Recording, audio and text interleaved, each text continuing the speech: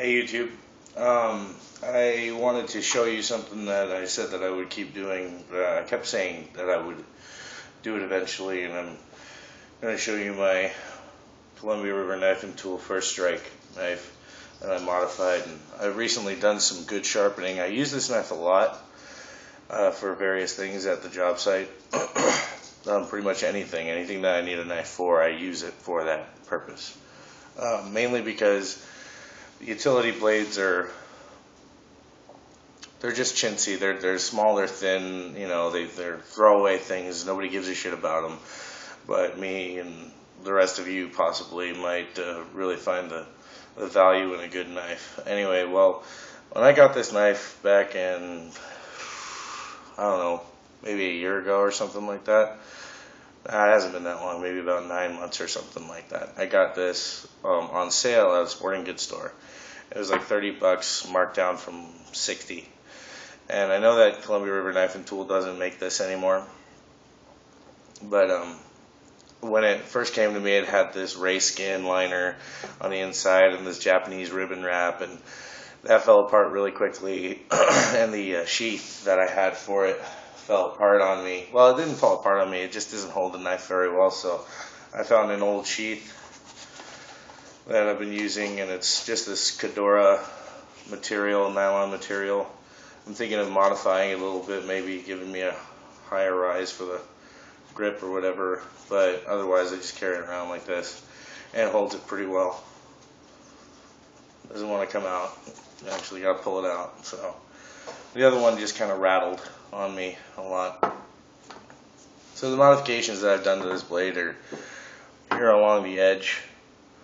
I did a lot of grinding and not grinding, but just sharpening, and watching videos on YouTube on proper methods of sharpening.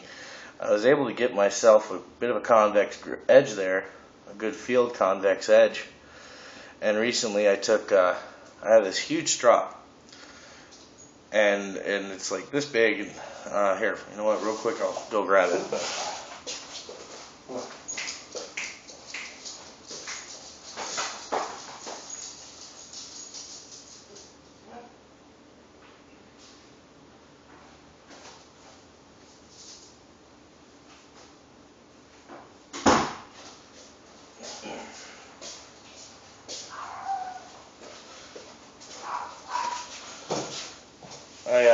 I recently acquired this huge whetstone, and it's awesome. I've been using it on a lot of my knives. I used it to sharpen up all of my Nana's cutlery, and she loved how I did it so much that she gave it to me. She said, "Come over whenever I need my knife sharpened." I was like, "Yes, ma'am." So I did a few passes on this, like this, and got a good little micro bevel convex rolled off. I mean, I totally modified the geometry on the edge is what I'm saying.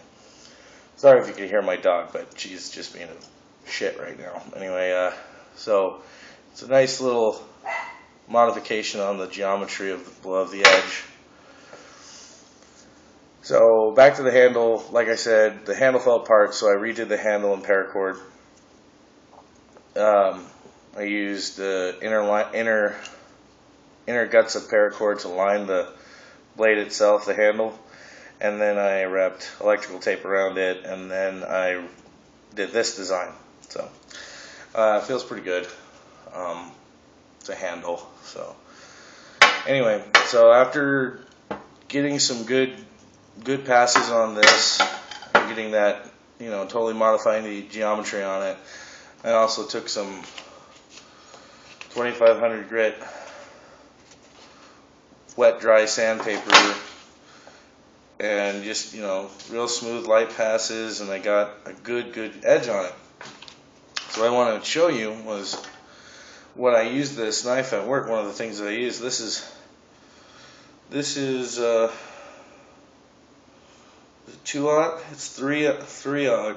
It's 3/0 copper wire conductor, and this is used for feeders and big machinery, things like that.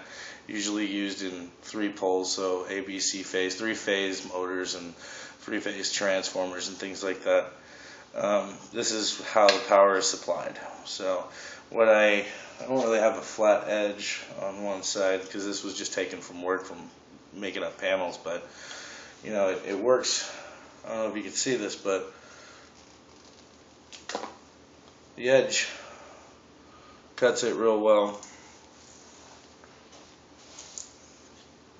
I score it, and I land it in my terminal and tighten down the wire.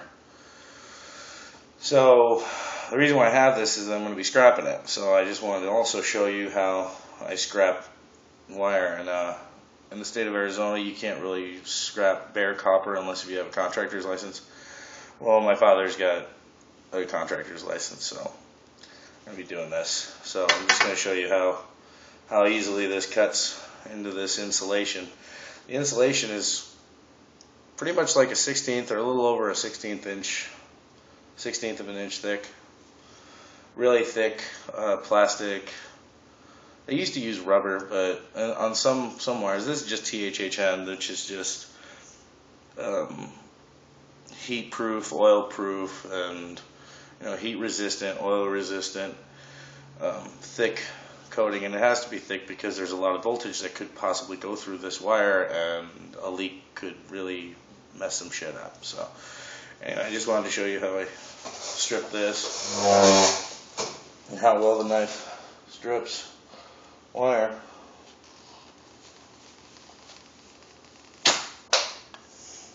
I'm glad I didn't cut in my pants.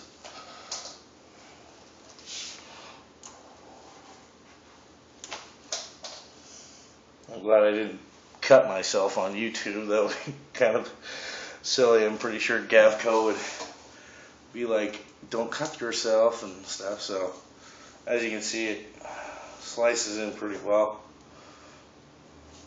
Almost bites into the copper. Anyway, so I just peel it back, just like peeling the skin off of a snake. And there's a bare copper. It's about maybe a 1/2 inch thick, this wire.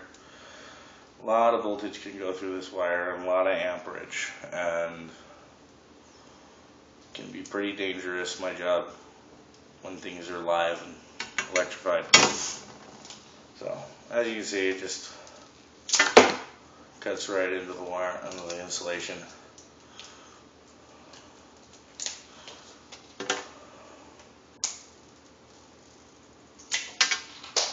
Anyway, I might make another video of this with some field use, as in like some bushcraft. I don't claim to be a bushcraft master, nor do I claim to be like a survivalist or anything like that, so I'm still practicing and learning about it. Anyway, I hope you liked the video. Hope you have a nice day. Bye-bye.